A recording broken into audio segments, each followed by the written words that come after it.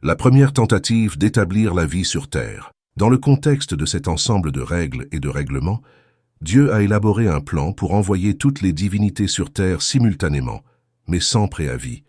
Pour cette raison, un excellent matin, Dieu a fait appel à son serviteur Arugba, la chargeuse de la calebasse, pour demander la présence de chacune des divinités directement de leur maison respective le lendemain matin au palais céleste pour un travail spécial. Ce matin-là, Arugba partit tôt. Cependant, avant cette époque, Dieu avait préparé une chambre spéciale entièrement équipée de divers instruments avec lesquels il attendait des divinités qu'elles exécutent leurs œuvres sur terre. Le message d'Arugba à chacune des divinités était clair. « Mon Père m'a envoyé pour vous demander de vous préparer à un travail spécial demain matin.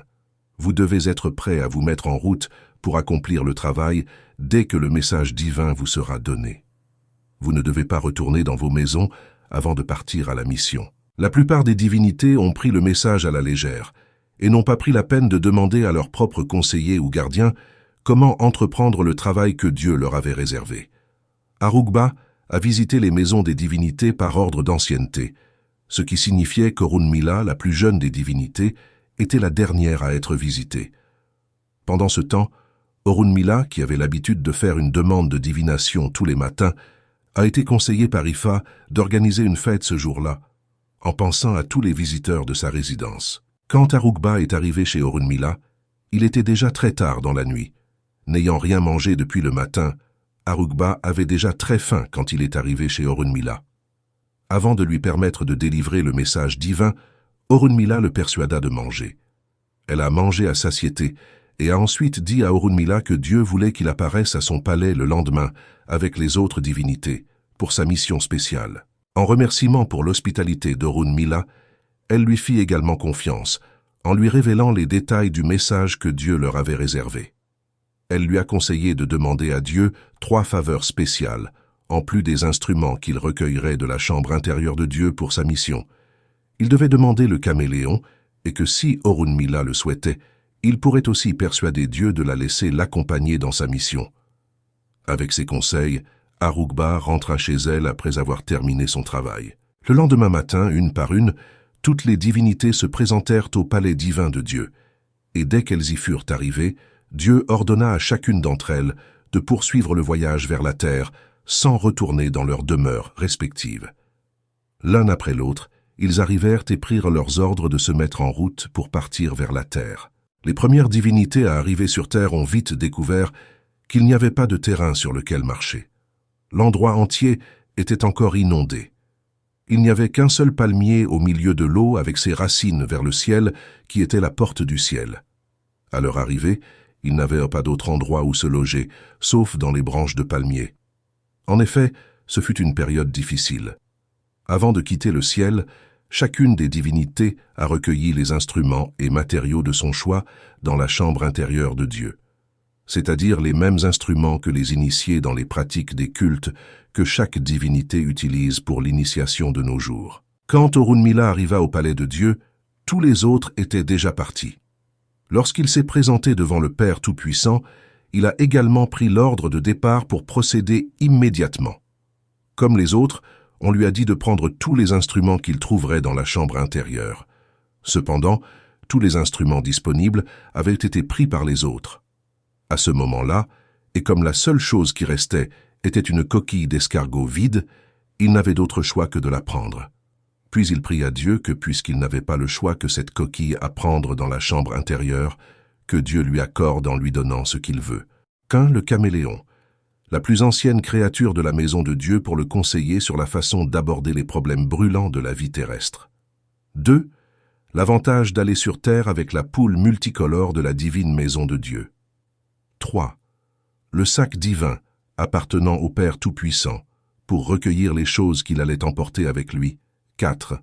Le privilège d'aller sur terre avec Arugba pour leur rappeler les règles du ciel. Ces 4 souhaits ont été exaucés.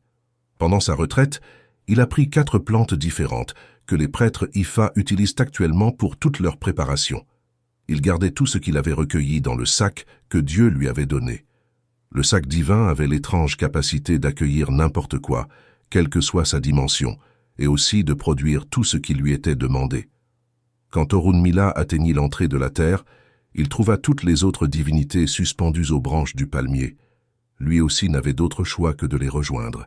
Après qu'Orunmila ait été assis ou debout sur la branche de palmier pendant un certain temps, Arugba l'a conseillé ou averti qu'à l'intérieur du sac divin où elle était gardée, tournait la coquille d'escargot vers le bas vers l'eau, en dessous d'eux, car elle contenait le sol pour la fondation de la terre qui compacterait le sol pour y marcher.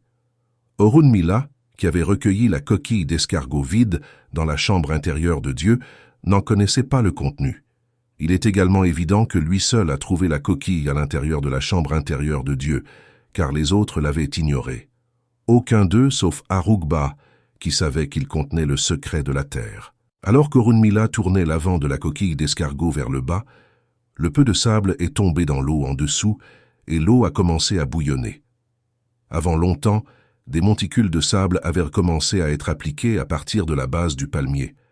Après que de nombreux tas aient été formés, une fois Arugba a parlé à Orunmila de l'intérieur du sac, à ce moment-là, lui conseillant de mettre la poule sur les tas de sable. Au fur et à mesure qu'il étendait les pieux, la superficie des terres a commencé à s'étendre. C'est la même opération que la poule fait dans le présent. Partout où une poule se trouve, on le voit utiliser ses pattes pour répandre du sable sur le sol. Après que les sols aient été étendus sur une grande surface, les autres divinités qui à ce moment étaient étonnées par la mystérieuse performance d'Orunmila leur ordonnèrent de descendre et de marcher sur le sol pour vérifier s'ils pouvaient les supporter. Une fois de plus, Arugba a averti Orunmila de l'intérieur du sac de déposer le caméléon afin qu'il marche d'abord sur le sol. Le caméléon se promenait prudemment, craignant qu'il ne s'effondre sous ses pieds. Mais le sol est resté compact et c'était le même processus de marche prudente auquel le caméléon s'était habitué jusqu'à nos jours. C'est pourquoi le caméléon marche doucement sur le sol. Dès qu'Orunmila s'est assuré que le sol était suffisamment solide, il est descendu sur terre de la branche de palmier, et sa première tâche a été de transplanter les plantes qu'il avait apportées du ciel. Désormais, toutes les autres divinités descendirent sur terre les unes après les autres. Pour cette raison, la palme, dans la première création, avait ses racines du ciel, et est respectée par toutes les divinités.